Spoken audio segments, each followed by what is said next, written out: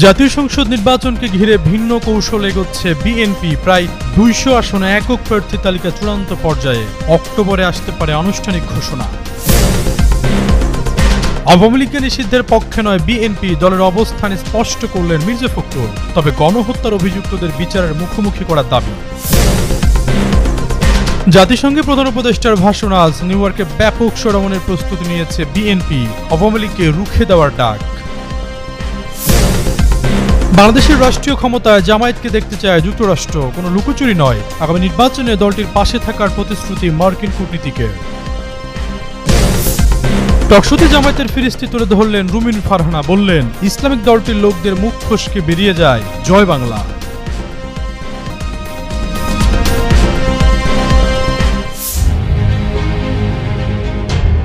ত্রয়োদশ জাতীয় সংসদ নির্বাচনকে ঘিরে বিএনপি ভিন্ন কৌশলে এগোচ্ছে। তফসিল ঘোষণার আগেই একক প্রার্থী ঠিক করে মাঠে নামার প্রস্তুতি প্রায় শেষ করেছে দলটি। এতে প্রাধান্য পাচ্ছেন ত্যাগী, ক্লিন ইমেজধারী ও তরুণ প্রার্থীরা। পাশাপাশি সাম্প্রতিক সাক্ষাৎকার ইস্যুতে মহাসচিব মির্জা ফখরুলের পাশে দাঁড়িয়েছে স্থায়ী কমিটি। জাতীয় সংসদ নির্বাচনে বিএনপি অন্তত ৭০% আসনে একক প্রার্থী ঘোষণার প্রস্তুতি শেষ পর্যায়ে নিয়ে এসেছে। অক্টোবরে আনুষ্ঠানিকভাবে প্রার্থী চূড়ান্ত করতে চায় দলটি। মঙ্গলবার রাতে গুলশানে চেয়ারপারসনের কার্যালয়ে জাতীয় স্থায়ী কমিটির বৈঠকে এ নিয়ে আলোচনা হয়। সূত্র জানায় ৩০০ আসনের মধ্যে প্রায় ১৫০ আসনে প্রার্থিতা নিয়ে তেমন জটিলতা নেই। তবে বাকি আসনগুলোতে জরিপ ও সাংগঠনিক টিমের তথ্যের ভিত্তিতে হাইকমান্ড প্রার্থী চূড়ান্ত করবে। এক্ষেত্রে গণতান্ত্রিক আন্দোলনে সক্রিয়, সততার পরীক্ষায় উত্তীর্ণ, এলাকায় জনপ্রিয় ও তরুণ প্রার্থীরা অগ্রাধিকার পাবেন। একই সঙ্গে কিছু আসন মিত্র রাজনৈতিক দলগুলোর জন্য ছাড় দেওয়ার চিন্তাভাবনাও চলছে। স্থায়ী কমিটির বৈঠকে আরও আলোচনা হয় বিএনপি মহাসচিব মির্জা ফখরুল ইসলাম আলমগীরকে ঘিরে সাম্প্রতিক বিতর্ক নিয়ে। ভারতের একটি পত্রিকায় প্রকাশিত সাক্ষাৎকারে তার বক্তব্য বিকৃতভাবে উপস্থাপন করা হয়েছে বলে তিনি জানান। মির্জা ফখরুলের ব্যাখ্যায় স্থায়ী কমিটি সন্তুষ্টি প্রকাশ করে এবং তার পাশে থাকার ঘোষণা দেয়। ইতোমধ্যে মহাসচিব এ বিষয়ে প্রতিবাদ জানিয়েও বিবৃতি দিয়েছেন। হিমাতুল জান্নাত, যুগান্তর নিউজ।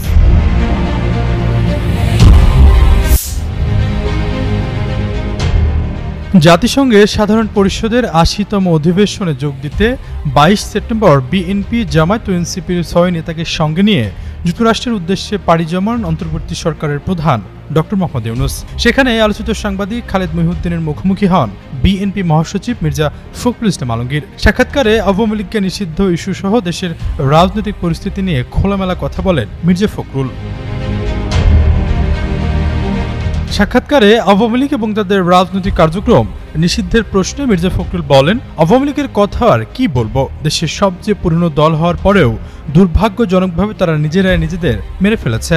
তারা সমস্ত চরিত্রকে বিলীন করে দিয়ে একটি ফ্যাসিস্ট দলে পরিণত হয়েছে। ফলে তাদের প্রতি সাধারণ মানুষের ভালোবাসাও নেই, আস্থাও নেই। বিএনপির শীর্ষ নেতা বলেন, একটি রাজনৈতিক দলের নেতা হয়ে আরেকটি রাজনৈতিক দলকে ব্যান করাকে সমর্থন করি না, কিন্তু যদি সেই পার্টি জনগণের সঙ্গে বিশ্বাসঘাতকতা করে, প্রতারণা করে, গণহত্যা করে, তাদের অবশ্যই বিচার হতে হবে।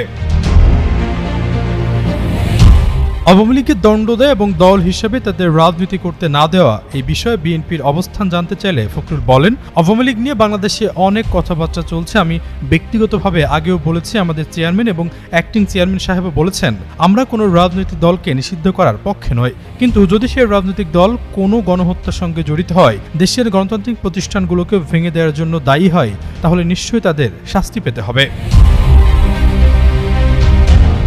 ফেব্রুয়ারিতে নির্বাচন হবে কিনা এ ব্যাপারে জনগণের মাঝে যে আস্থার অভাব রয়েছে, সে প্রসঙ্গে প্রশ্নের জবাবে মির্জা ফখরুল বলেন, অবশ্যই নির্বাচন ফেব্রুয়ারিতেই হবে। তবে যে অবিশ্বাস মানুষের মাঝে তৈরি হয়েছে, সে অবিশ্বাস দূর করে বিশ্বাস সৃষ্টির জন্য সবাইকে কাজ করতে হবে, সেভাবেই এগোতে হবে। আওয়ামী লীগ বিভাজনের রাজনীতি তৈরি করেছে জানিয়ে মির্জা ফখরুল বলেন, আমাদের আনফরচুনেটলি ১৫ বছরের রাজনৈতিক যে বিভাজন সৃষ্টি হয়েছে, এই বিভাজনের ফলে রাজনৈতিক দল, মিডিয়া কিংবা সাধারণ মানুষের মধ্যে একটা অবিশ্বাস তৈরি হয়েছে।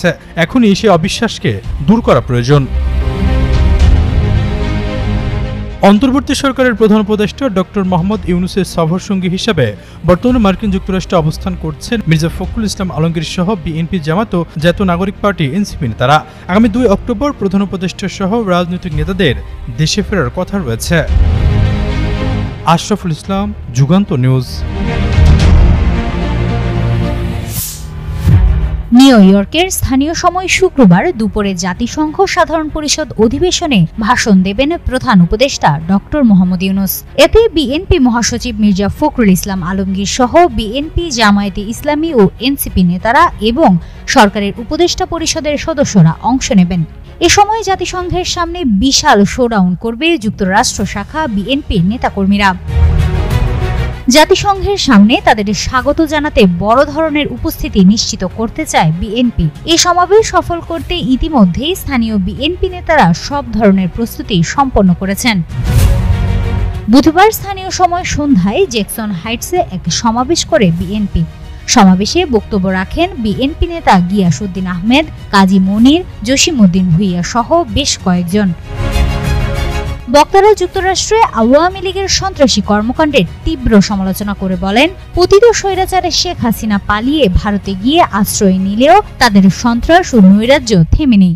ক্ষমতায় থাকতে তারা দেশ থেকে হাজার হাজার কোটি পাচার করে বিভিন্ন দেশে অঢেল সম্পদ করেছে। এখন পাচার করা টাকা রাষ্ট্রের বিরুদ্ধে ষড়যন্ত্রমূলক কর্মকাণ্ডে ব্যবহার করছে।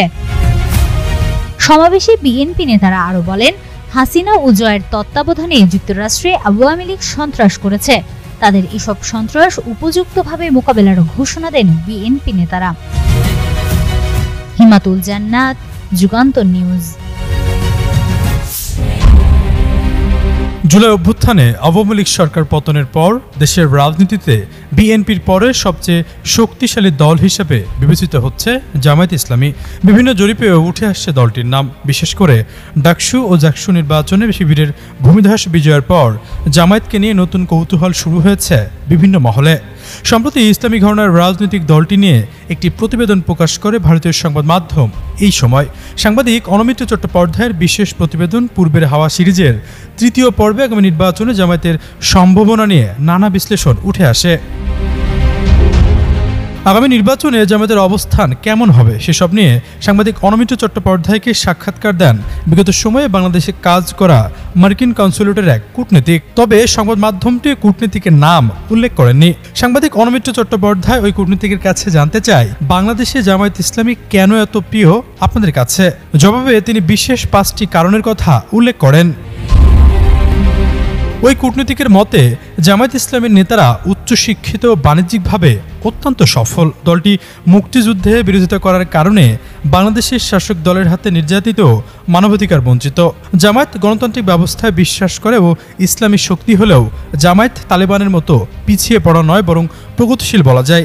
যুক্তরাষ্ট্র চায় বাংলাদেশের শাসন ক্ষমতায় জামায়াত আসুক। অনেক দশক ধরেই তাদের এ চাওয়া। এ নিয়ে তাদের লুকোছাপা বিশেষ নেই। সেই কূটনীতিক বলেন, যে দেশের 80 থেকে 85% মানুষ মুসলমান, সেখানে জামায়াত যদি সরকারে আসে ক্ষতিটা কি? তারা শৃঙ্খলাবদ্ধ দল, তাদেরও উচিত একবার সুযোগ পাওয়া। তিনি আরও বলেন, গণঅভ্যুত্থানে শেখ হাসিনার ক্ষমতা হারানোর পরে অরাজকতা মোড়া বাংলাদেশের সরকার গড়তে পুরোদমে মাঠে নেমেছে জামায়াত ইসলামী। তবে একা জিতে সরকার গড়ার সামর্থ্য যে দলের নেই, জামায়াত নেতৃত্ব সেটা খুব ভালো করে জানে। অন্য ইসলামী দলগুলোর সঙ্গে তাই বোঝাপড়া করে একটি ইসলামী জোট তৈরি করতে নেমেছে দলটি। আশরাফুল ইসলাম, যুগান্তর নিউজ।